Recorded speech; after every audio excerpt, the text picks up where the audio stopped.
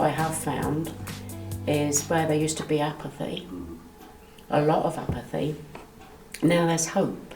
The apathy I think, is because there'd been, over the years, there's been a lot of promises to do this, to do that, and never happened through one thing or another, and these things just didn't happen. And then people just, they think, well, oh yeah, we've heard it all before, it'll not happen, we'll see, it won't happen, and now they're beginning to see that maybe they see small improvements and small changes, and they notice them, and then I think, well, do you know what? Something is happening. I'm really used to being in environments where you just have to make something happen out of nothing. So it is very new.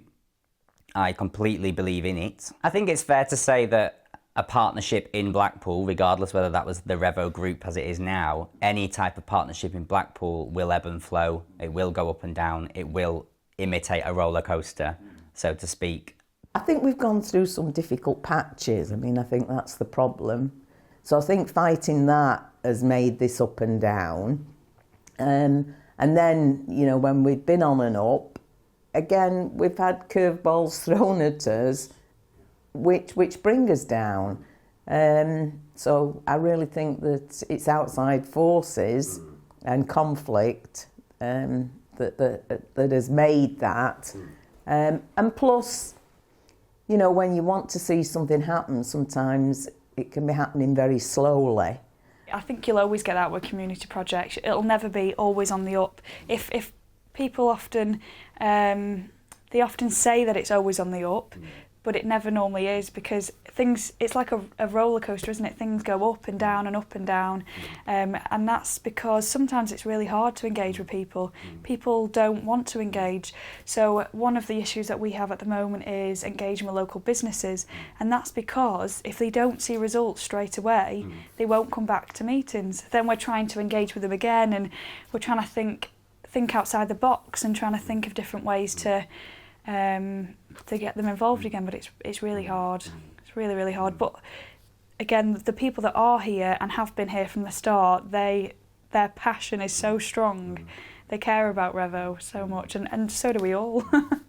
A lot of people here are really passionate, so they might not always know the best way of doing it, but they'll go gung-ho. So if you're going to go all out and use all your energy, there needs to be periods of rest as well.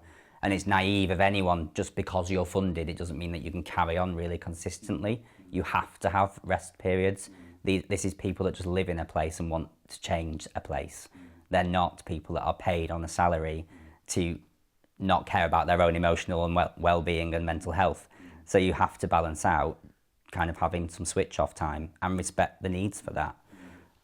So I think that up and down is the best model, because it takes into account that you are working with people, not machines. What's really nice about the Revo partnership is everyone feels mindful about everybody, rather than they are sitting at a table with their personal needs of what they would like to see. I find the partnership very open and very practical, but not boring. I think they have vision, I think they have ambition, and I think they know what best suits the whole ecology of this ward, rather than, we already know that group, let's just keep helping that group. And they seem to be playing very fair. You've got to have a good partnership. If it only takes one person to be negative or in there with their own agenda, and it can totally ruin everything.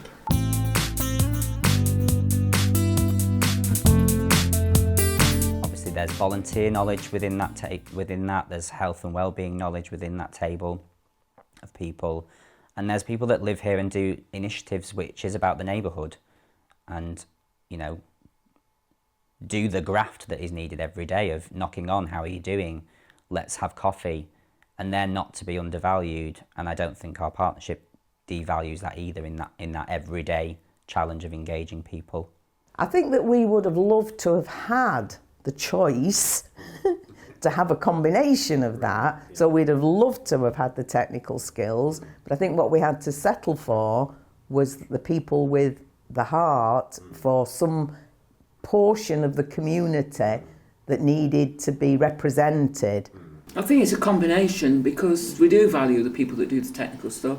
I mean, Emma's been brilliant. She, you know, the timetable that she put up, there was, I mean, I haven't got children at the moment, but I mean, if I had, it was fabulous, because you could put it on your fridge door and you thought, oh, what kids want to do today, you know. Yeah. And there was something every day that was going on in the area. But they all bring something different, in whatever way that may be. Like you said, you've got people that are good at technical stuff, you've got people that are good with people, and you've got people that know the area and different things like that, and some that are just quite wise.